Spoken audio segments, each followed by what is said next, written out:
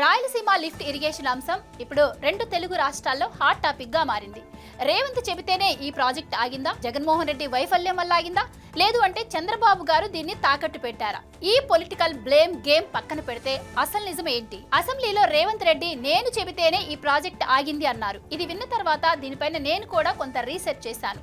దాని తర్వాత నాకు తెలిసింది ఏంటి అంటే ఈ ప్రాజెక్ట్ కి పర్యావరణ అనుమతులు లేవు. అంటే ఎన్జిటి స్టే ఇవ్వడం వల్ల అప్పట్లోనే ఈ ప్రాజెక్టు ఆగిపోయింది. అప్పట్లో జగన్మోహన్ రెడ్డి గారే సీఎంగా ఉన్నారు. సో ఆ ప్రాజెక్టు అలా లాక్ అయిందనమాట.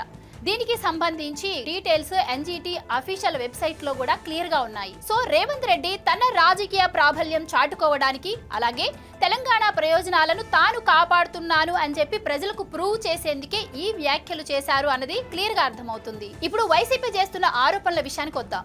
ఒకసారి ఈ వీడియో చూడండి.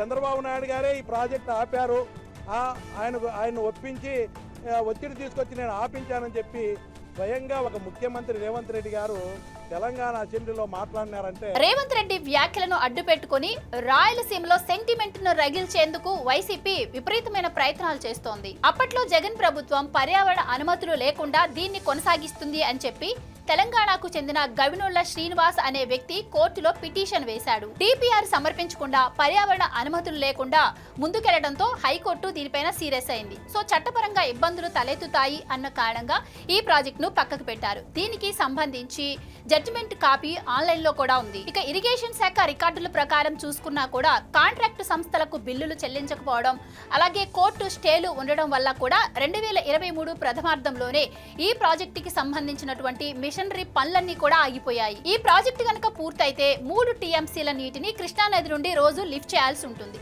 దానికోసం దాదాపు 4000 నుంచి 5000 మెగావాట్ల విద్యుత్ అవసరం. ఒక్క సీజన్ అంటే 4 నెలలు మోటార్లు నడిపితే ఏపీ ప్రభుత్వం దాదాపు కరెంటు బిల్లుల కోసమే 2000 నుంచి 3000 కోట్ల వరకు ఖర్చు చేయాల్సి ఉంటుంది. జగన్ ప్రభుత్వం చివరి నాటికి ఏపీ డిస్కంలు విపరీతమైన అప్పుల్లో ఉన్నాయి. ఒకవేళ ఎన్జిటి స్టే ఇవ్వకపోయినా కూడా అప్పటి ఆర్థిక పరిస్థితుల ప్రకారం ఈ ప్రాజెక్టును ముందుకు కొనసాగించలేని పరిస్థితి. సో ఈ విద్యుత్ సంస్థల భారాన్ని ఎలాగైనా మోయలేమని తెలిసే కోర్టు స్టేలను సాకుగా చూపి ఈ ప్రాజెక్టు పనులను నెమ్మదింపజేశారు. స్టే రాకపోయినా కూడా నిధుల కొరతో ఈ ప్రాజెక్టు అప్పుడే ఆగిపోయేది. కానీ ఇప్పుడు తెలివిగా వైసీపీ దీన్ని కూటమి ప్రభుత్వంపై నెట్టే ప్రయత్నం చేస్తోంది. దీనికి కూటమి ప్రభుత్వం క్లారిటీ ఇచ్చింది.